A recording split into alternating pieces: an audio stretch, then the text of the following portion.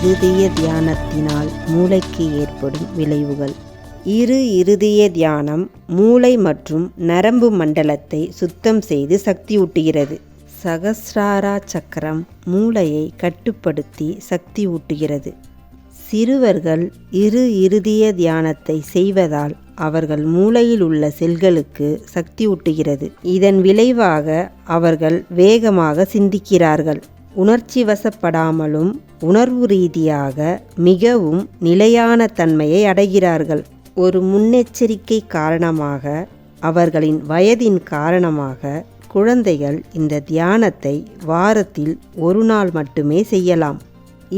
இருதய தியானம் மாணவர்கள் விரைவாக கற்று அறிவதற்கு உதவுகிறது. இந்தியாவில் சில மாணவர்கள் தேர்வுக்கு முன்னர் இருதய தியானம் செய்கிறார்கள். இதனால் அதிகப்படியான பாடங்களை குறைவான நேரத்தில் கற்க முடிகிறது.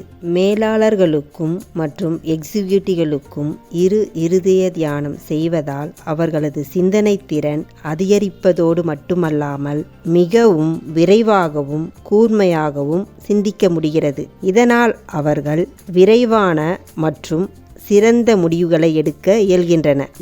இருதய தியானம் செய்வதால் நமக்கு ஏற்படும் நன்மைகள் இதை நாம் வரிசைப்படுத்தி பார்க்கலாம். 1. அக அமைதியை உண்டாக்குகிறது. 2. இது ஒளி உடல் மற்றும் சக்கரங்களை சுத்தம் செய்வதன் மூலம் மனோரீதியாக மிகவும் நிலையாக இருக்க உதவுகிறது. 3. ஆன்மீக முன்னேற்றத்தை விரைவுபடுத்துகிறது. 4. மூளை செல்களுக்கு சக்தி ஊட்டுவதால் மக்கள் சாமர்த்தியசாலிகளாகவும் மிகவும் புத்தி கூர்மையுடையவர்களாகவும் மாறுகின்றனர். இருதய தியானத்தை ஒருவர் செய்யும் பொழுது சகஸ்ராரம் மற்றும் இருதய சக்கரம் இயக்கப்படுகின்றன. தெய்வீக சக்தியானது தியானிப்பவர்களுக்குள் இறங்கி அவரை தெய்வீக ஒளி, அன்பு, ஆற்றலால் நிரப்புகின்றது. தெய்வீக சக்தியானது அந்தக்கரணம் வழியாக இறங்கி சக்கரங்கள் மற்றும் ஆராவிற்கு செல்கிறது. மேக கூட்டங்களாக நிரம்பியுள்ள நெகட்டிவ் எண்ணங்கள் மற்றும் உணர்ச்சிகள் நன்கு வெளியேற்றப்படுகிறது.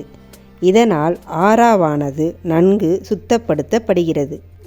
இருதய தியானம் மூளை மற்றும் நரம்பு மண்டலத்தை சுத்தம் செய்து சக்தியூட்டுகிறது.